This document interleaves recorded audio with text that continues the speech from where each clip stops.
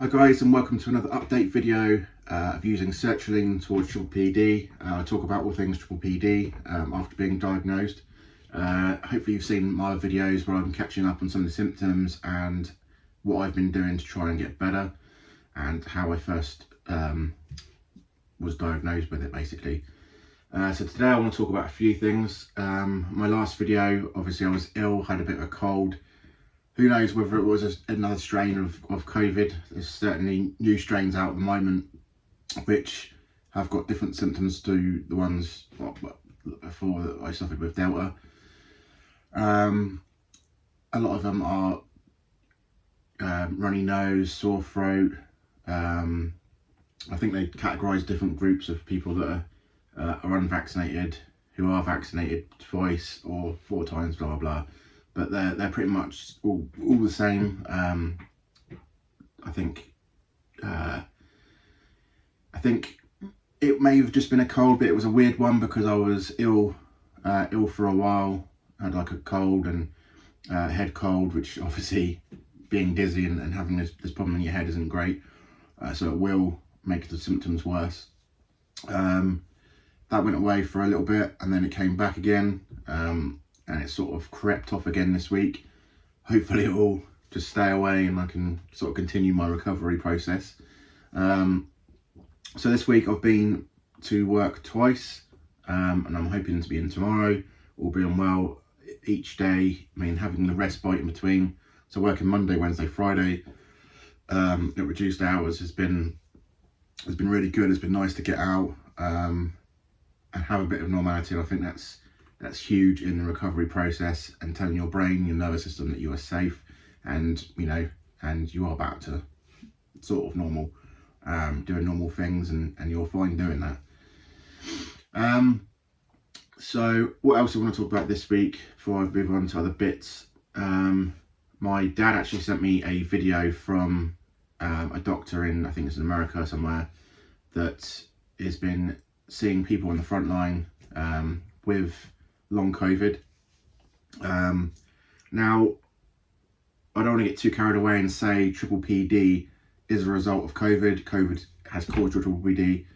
You know, you can get triple PD from anything, from a panic attack or feeling stressed, the chemicals, as we spoke about before, going around your brain, feeling stressed, feeling angry, and not dealing with emotions and things like that. So basically, in my case, I was stressed. I had stuff going on in my life, as I've spoke about in my previous videos, that was pretty tough, and I happened to get COVID, which added to it all. And I think COVID itself can create a type of triple PD or the dizziness, and then you get the triple PD on top. And that's just my theory, just seeing around on these Facebook groups and that people have had COVID and now been diagnosed with triple PD.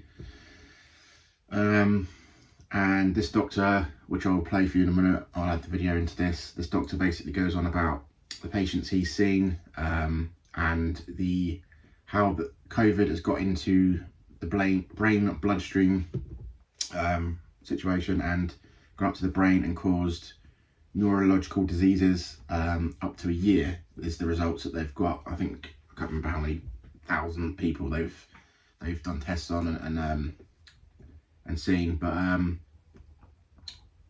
so basically I will play the video for you now. It's don't get scared about it or anything like that. You know, I saw it as a positive thing.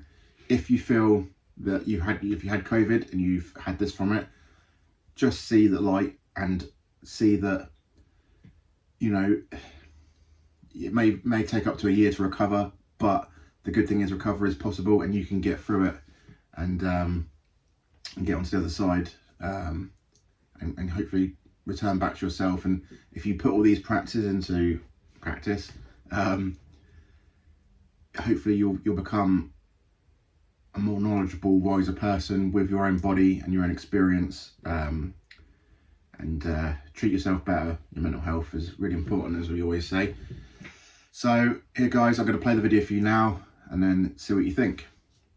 Hey friends, this is Dr. Wes Ely with some shattering new data just published in Nature Medicine from a study of over 150,000 people with COVID and over 11 million controls, just published yesterday in Nature Medicine. And these data show that even in mild COVID patients, there's a 42% increased risk of any neurological deficit up to 1 year later.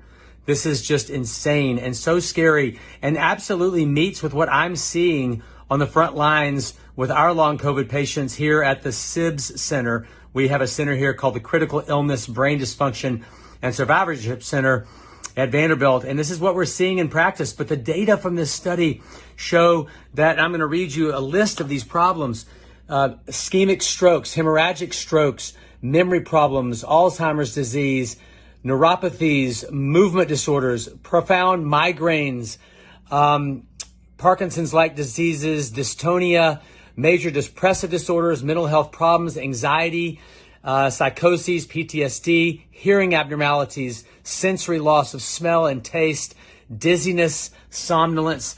And there's an amazing figure in here showing that it happens even in patients who had just mild COVID, never hospitalized.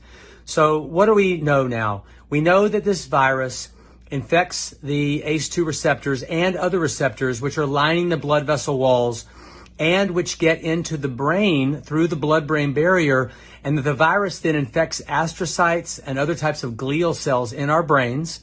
And those are the cells that nurture your neurons, which help you think. So if those cells go down, the neurons indirectly die as well. This is why this is such a catastrophic problem for so many of your friends and family. They're going to look normal on the outside, and your tendency is going to be, are they really having a problem? What's going on? They look fine. They're not fine. Believe them. They are the experts of their own illness. This is a real disease. It is not psychosomatic. It is not dreamed up. And the patients don't need psychiatric help as much as they need somebody to hear them, validate them, and walk with them as we learn more. We are designing clinical trials to try and find some answers for drugs that affect the immune system, the virus itself, and that's going to take some time. So meanwhile, you need to stay rested. This is a disease you recover from more by rest than by exercise, and that means even mental rest. And we need to do our best to watch over each other. Get vaccinated. Vaccinations do not completely prevent this problem. We know that vaccinated patients get long COVID, but vaccinations, masking indoors will help, and just showing a bit of empathy and love for one another as we're going through this major worldwide public health crisis. Thanks, everybody, and I hope this was helpful. So I think there was quite a lot of obviously neurological problems there, dizziness, PTSD, a whole list of things that can happen from the COVID situation. But so that's kind of how I feel it went about. It wasn't, I spoke to someone recently that's contacted me just to see what I've done and sort of reached out for a bit of help or advice. If I can give it, as I always said, I'll do my best. I'm not a doctor or anything like that, but I've lived through this, and I just want to share my situation, my findings with other people. So yeah, I spoke to her, and the weird thing was I asked her how she got it, or how she thinks she got it, and she said she had COVID, she recovered. 2 weeks later, 2 to 3 weeks later or something, she had a vertigo situation, dizzy spell, and she had chronic dizziness ever since. And it matches word for word exactly what happened to me. I recovered.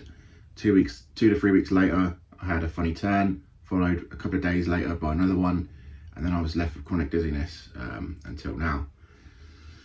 So it's a tough call.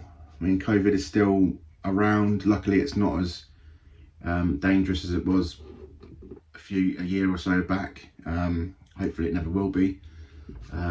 But there is evidence coming out now, and there's a lot of research into long COVID, triple PD, and the nervous system. They're studying it, so hopefully things will come out. A little update on myself. I have now been taking 100 milligrams of sertraline for a week, and touch wood, I haven't had any symptoms, side effects this time. I would say, yeah, I'm a little bit tireder, but I guess I'm getting fatigued because I'm going back to work and I'm getting out into the world as best I can. But yeah, I think my anxiety has gone back down a little bit, but I'm not sure whether it's the medication or it's the confidence that I'm putting in myself from actually going out and getting back to work, and you know, and focusing on work while I'm there and not the symptoms, and being able to get back. But it's a weird one. But yeah, I think generally my attitude to life is a lot better. My depression, I would say, is pretty much gone. My anxiety feels like it's under control. There is a few jumps here and there when I get tired. There's a few moments which I'm hoping will die down too. But as I said before, I'll try and do a video on the symptoms of PPPD when I get a time, and my ways of sort of coping with it. But keep on fighting, guys, and as always, put your comments below if you need to reach out, need a hand, give a bit of advice, and if I can give it to you, I will. Just keep on fighting. You know, your strength is in you, and you can get through this, and you will. So I will update you again soon, guys, and hopefully have some really good news, hopefully, as the weeks go on. So keep on going, guys, and I'll see you soon. Cheers.